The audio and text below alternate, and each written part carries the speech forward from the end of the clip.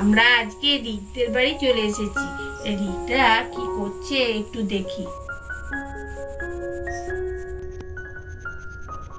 বৌমা, হ্যাঁ, কি কাণ্ডটা না হতো বলতো? এই যে রিককে কালকে রাত্রে নিশিতে ডেকে নিয়ে গেল শেষে। ও সত্যি ছেলেটার কপাল ভালো বলে বেঁচে ফিরে এসেছে, নাহলে কি হতো বলো দেখি। তাই তো মা, ঠিকই কথা বলেছেন। সত্যি কপাল ভালো বলে এই ছেলেটা ফিরে এসেছে। আর এই ছেলেগুলো এখানে ওখানে ঘুরে বেড়ায়, কোথায় কি হয়ে যাবে না কবে কি জানি। আমার তো কালকের কথা ভেবেই তো বুকটা ধরপড় ধরপড় করে উঠছে। সত্যি মা, এই কথাগুলো এই যে নিশিতে ডাকে, এই কথাগুলো শুনেইছি। দেখেছেন, আজকে আমাদের মধ্যেই ঘটে গেল। এই নাহলে আমি বিশ্বাসই করতাম না সত্যি নিশিতে ডাকে। সত্যি বাবা রি, তুই টিপি গলাতে চলে গেলি। সত্যি আমরা তো কেউ শুনতে পাইনি, তুই তো দেখলি আমরা কেউ যখন উঠিনি, তাহলে তুই কেন উঠে চলে গেলি বলতো? আরে আমি কি বুঝতে পেরেছি যে টেপি ডাকেনি। আরে আমি তো কিছুই জানি না, আমি তো ভাবছি টেপি দেখেছে। বলে রে, তোলা ঘুমোচ্ছিস কি যে যাচ্ছিস, আমি তো কিছুই বুঝতে পারিনি, ওই জন্যই তো চলে গেছি। আর সত্যি আমার কপাল ভালো বলেই তো আজকে তোদের সঙ্গে এসে কথা বলছি, আরে কি যে হতো কে জানে। আমি তো উঠে দেখলাম যে তুই আমাদের পাশেই নেই। তারপরে মাকে ডাকলাম, সবাইকে ডেকে ঘুরিয়ে তোকে খুঁজতে বেরোলাম। রিক্তের বাড়ি মোট্টু আর পাতলু চলে এসেছে। দেখি এবার মোট্টু পাতলু রিককে কি বলে। রিক, এটা রিকদের বাড়ি তো। রিক, রিক, কোথায় গেলে?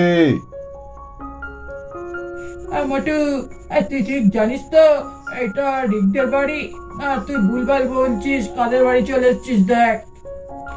তুই বেশি বুঝিস না, বেশি জানিস। আরে আমি যে জিজ্ঞেস করলাম, আমাকে বললো তো যে এই বাড়ির ছেলে। জিজ্ঞেস করলাম যে কি একটা নিশিতে ধরে নিয়ে গেছিল নাকি, ওই জন্য খোঁজ নিলাম। নিতে তো বললো, সে বললো এই বাড়ির ছেলে, ওই জন্যই তো এই বাড়িতে এসেছি। কই সারা কথা দিচ্ছে রে? এই সারা কথা দিচ্ছে, তুই ডাক, আর একবার ভালো করে ডাক তো। এই দাঁড়া চুপ করে।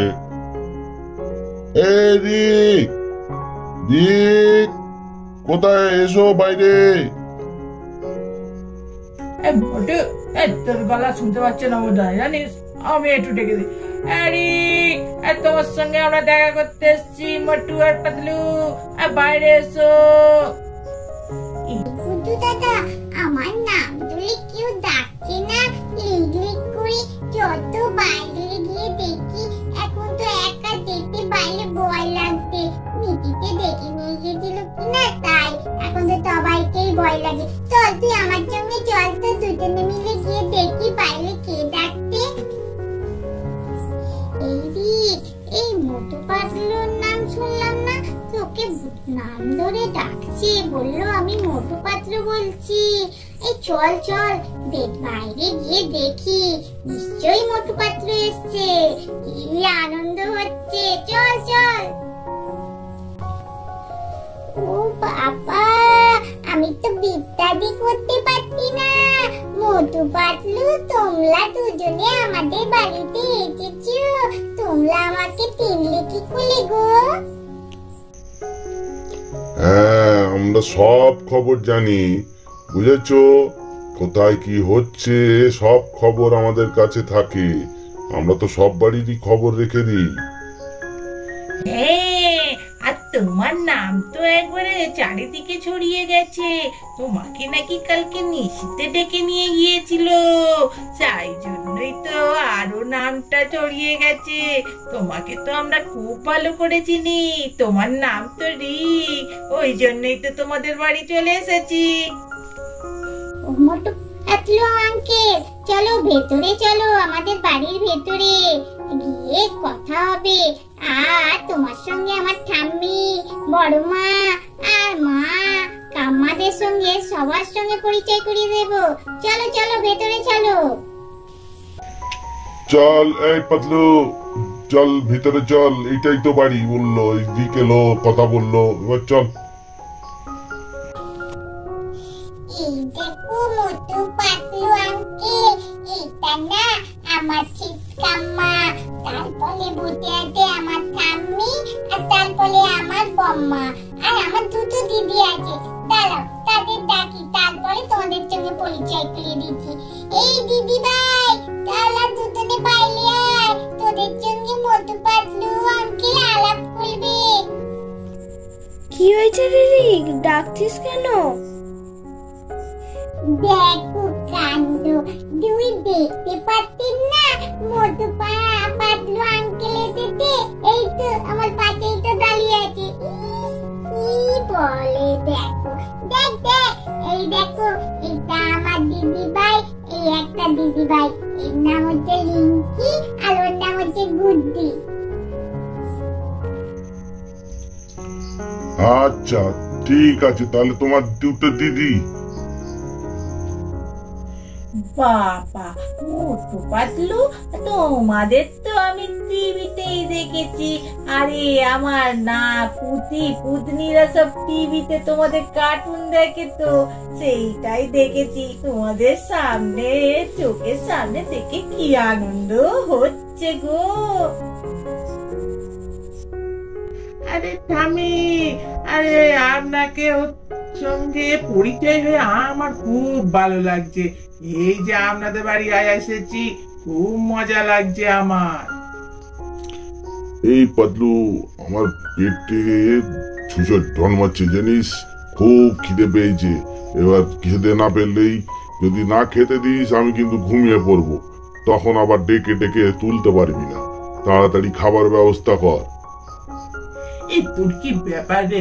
তোর কি ব্যাপার? তুই তো এসেছিস রিকদের বাড়ি একটু সবার সঙ্গে পরিচয় করতে, এখানে এসেও তোর খিদে পাচ্ছে? কি ধরনের কি জানি বাবা, ওই আমার তো খিদে পাচ্ছে না।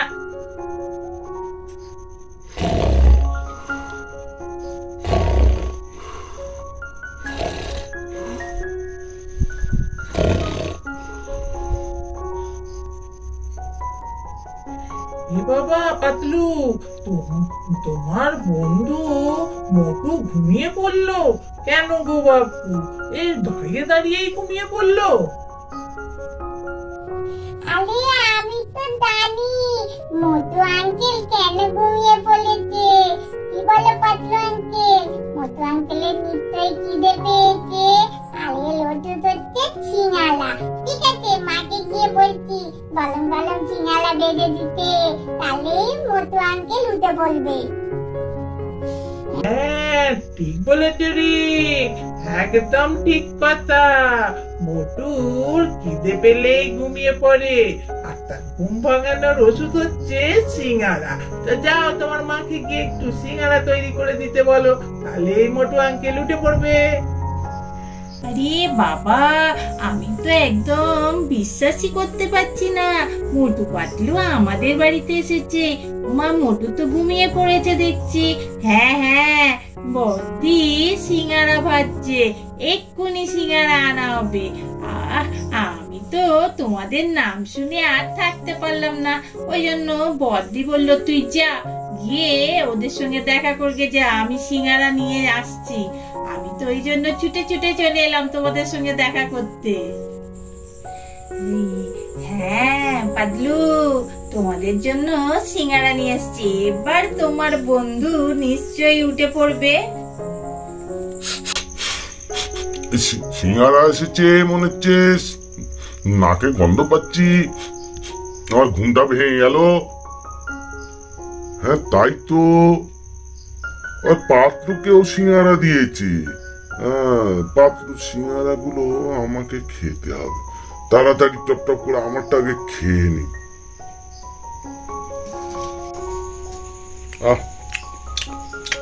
দারুণ সিঙ্গারা হয়েছে, খুব ভালো টেস্ট।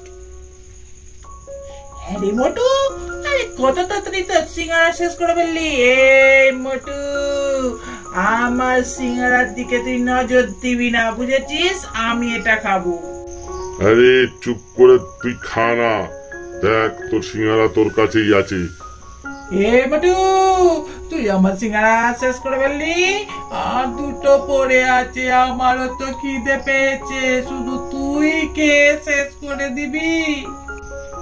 এই তুই দেখেছিস আমি তো সিঙ্গারা খেয়েছি?